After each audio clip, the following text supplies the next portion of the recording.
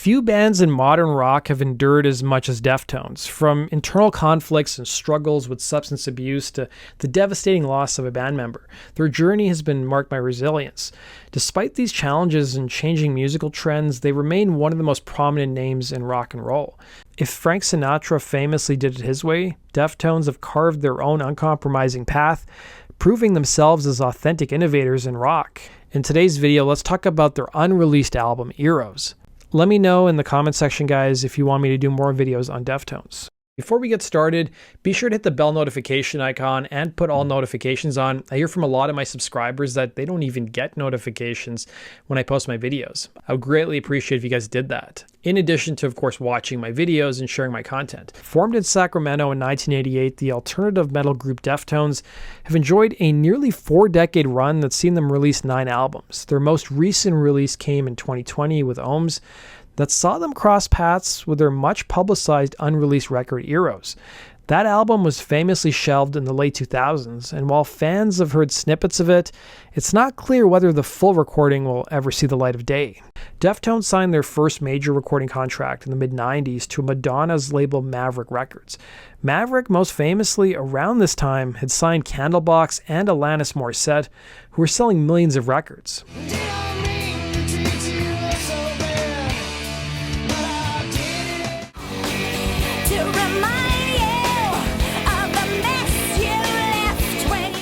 Maverick issued Deftones' debut album Adrenaline in 1995, and while it was a slow seller initially, it was through extensive touring and promotion the group found a good-sized audience, with it eventually going platinum.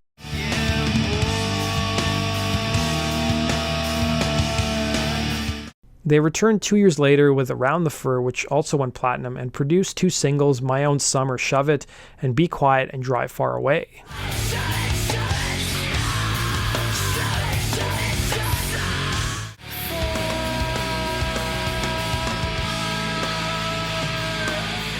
The era of the band from 2000 to 2006, starting with their third release, White Pony, has been referred to as the group's dark days. While White Pony has long been hailed as some of the band's best work, it was a very volatile time for Deftones. Frontman Chino Moreno told Louder Sound that he was addicted to drugs, revealing that lasted through the whole dark days from that record, White Pony, the self-titled, right through Saturday Night Wrist record. We got to a point where we were like a shell of ourselves, of what we used to be as a band, and that depresses you and that gets you even deeper into the hole. A lot of it was my environment as well. I was hanging around the same set of friends who were doing the every day.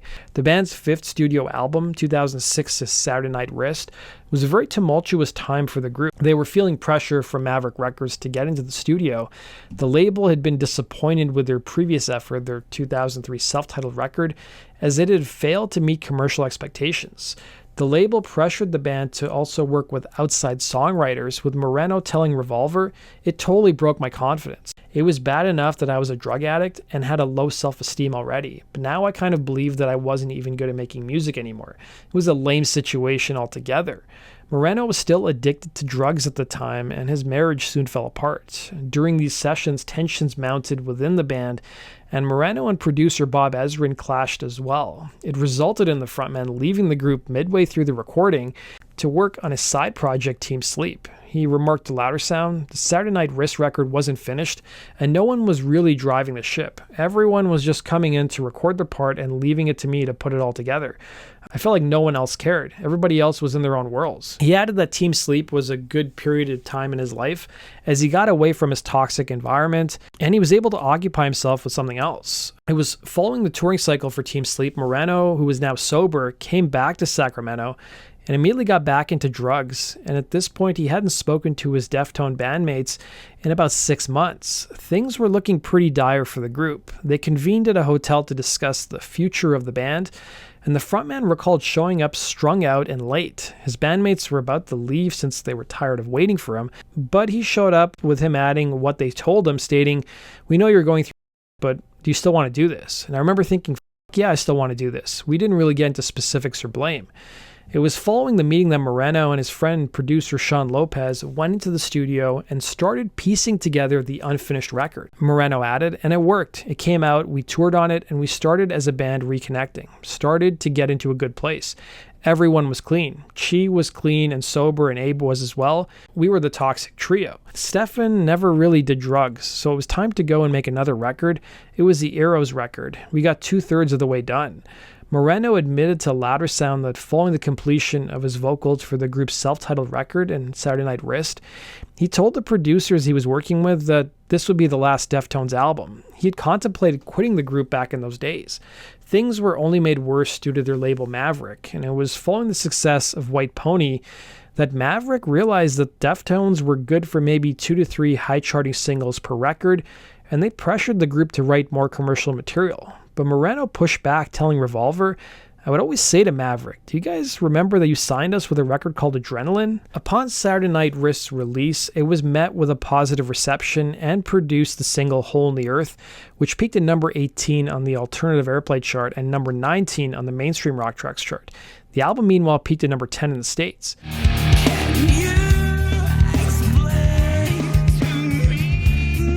Their bassist Chi reflected on the album, stating, "It's a really onerous, painful process, but it kind of seems that kind of tension makes great music for us."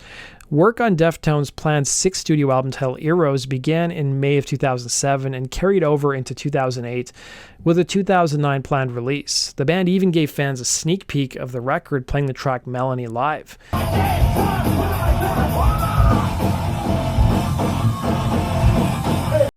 In January of 2008, the band announced the title of the album, at the time Eros, and it was a joke the band came up with after touring Germany and witnessing the country's adult films. The word Eros kept being used again and again in those movies. Terry Date, who had worked on Deftones' first 4 albums, came on board to produce the album. Moreno told Billboard in 2007, "We're going in there and playing as 5 of us in a room with just our instruments, no other distractions. That's how we started. Basically, when we first started the band, us in the garage, no Pro Tools or anything to get us ahead of ourselves. We were getting along so well during the Eros sessions. It's like the music was actually even taking a backseat to our friendships." But Moreno later admitted in 2010 to the Tampa Bay Tribune, "With Eros, the vibe was great, but one thing that didn't change was our lack of focus." He admitted that they frequently write without a producer, and that's resulted in the band sometimes straying too far from where they start with a song. It was during sessions for the record the band received some devastating news. On November 4th, 2008, bassist Chi Cheng was involved in a car accident in Santa Clara, California. He was the passenger of a car that was being driven by his sister May when they hit another vehicle. The car flipped over several times, and Chi, who was not wearing a seatbelt, was ejected onto the pavement. 3 off-duty EMTs who drove by the scene of the accident rushed to help. It was reported that the accident happened following Cheng attending the funeral of his older brother. Cheng, who was 38 at the time, survived the accident, but he was left in a coma. By 2010, there was some promising news, as he was now set to be semi-conscious and was able to slightly move his hands and legs on command. By 2012, he was allowed to return home to continue his recovery, but he would never be able to communicate or speak again, let alone play the bass. As for the band, Moreno admitted that 6 months following the accident, the group halted work on Eros, with the fate of Deftones and the album being up in the air. Then in 2009, the frontman updated fans, revealing that Eros had been delayed indefinitely.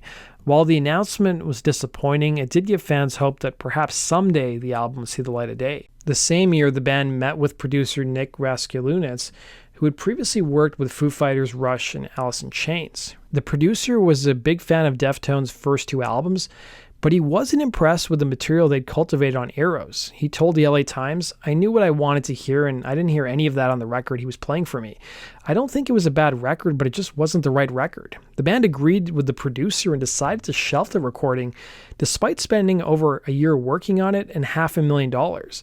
Moreno recalled in 2010, "If we were to finish that and put it out, it would have been tacky." While their bassist was on the members' minds, once the band reconvened, they didn't talk much about what was going on with Chi and instead poured their emotions into their music.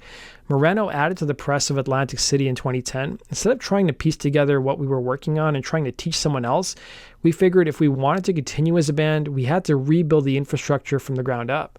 The new material would turn into 2010's Diamond Eyes. Deftones soon enlisted Quicksand's Sergio Vega on bass, who they had met in the mid-90s on the Warped Tour. He'd filled in once before in 1999 when Cheng was hit with a staph infection. Keyboardist and turntablist Frank Delgado told the Great Falls Tribune, "We called up our buddy Sergio. There wasn't much to talk about what we should do or what we think we should do. We kind of jammed because we hadn't gotten together since 99. We kind of put our heads into the music and wrote a song the night that Sergio showed up. It was at that point the band decided to go all in, head to LA and hold up in a rehearsal space and write a bunch of new material. They spent 8 hours a day locked in that rehearsal space, coming up with ideas for songs over a 2-month period. It was also during this time they had their producer helping guide the sessions. It was drastically different than their previous efforts, where they showed up to a studio with some limited ideas and started crafting songs. Given the amount of money they had already spent, they didn't have much left. Before entering the past studio in Hollywood, Deftones and Raskulinecz worked out the new songs and rehearsed every day, so by the time they hit the studio, they'd spend minimal time and money recording the album. Deftones, up until this point, had become accustomed to operating under a certain amount of stress, but now, while dealing with stress, they were also finding their way through severe tragedy while also trying to reconnect on a personal and musical level. Moreno referred to this time as getting back to the basics. As for how the material on Diamond Eyes differed from Eros, Moreno added, "Those songs were long and there was a lot of jamming style stuff, which was fun to do, but it wasn't as concise." Vega, meanwhile, was interviewed by The Monitor and was asked how his playing style was different than Cheng's, admitting, "I feel like we have more commonalities than differences, in that we are both bass players who were influenced by melodic bass lines like reggae-type bass lines. At first, I wasn't buying into that because I play with a pick and he plays with his fingers. I use a lot more pedals than he does." After 4 years since writing Saturday Night Wrist, Deftones returned in May of 2010 with Diamond Eyes. The album's tone and lyrical content surprised some who were expecting a sad record. But Moreno stated that the album was a reprieve from everything the band was dealing with personally, adding how a sad record was really the last thing he wanted to make, and he didn't want to come off sounding like a victim.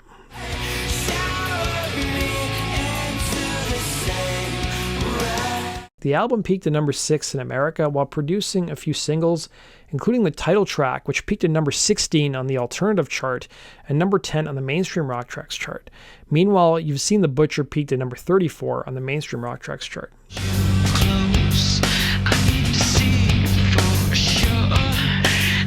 Despite Cheng going home from the hospital, his condition didn't really improve. Sadly, on the morning of April 14, 2013, the bassist was rushed to the hospital where he was pronounced dead. He had succumbed to cardiac arrest and passed away at the age of 42. Moreno revealed that between the time of his accident and his death, there were so many close calls with him admitting to revolver. Over the years, there had been a few times where things had gotten pretty bad, where he'd have these episodes, these seizures, and his vitals would go crazy, and he'd get rushed to the hospital and things wouldn't look good. In 2014, on the 1-year anniversary of Chi's death, the band released a previously unheard song from their Shelving Eros album called Smile.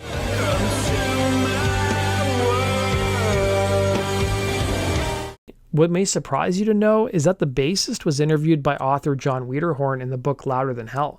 He talked about how much turmoil his personal life was in during the making of the band's 2003 self-titled album, and how he had nearly been killed once before in a prior car accident. He recalled, "I was so up, I don't remember writing Deftones. I wouldn't remember playing it in the studio at all.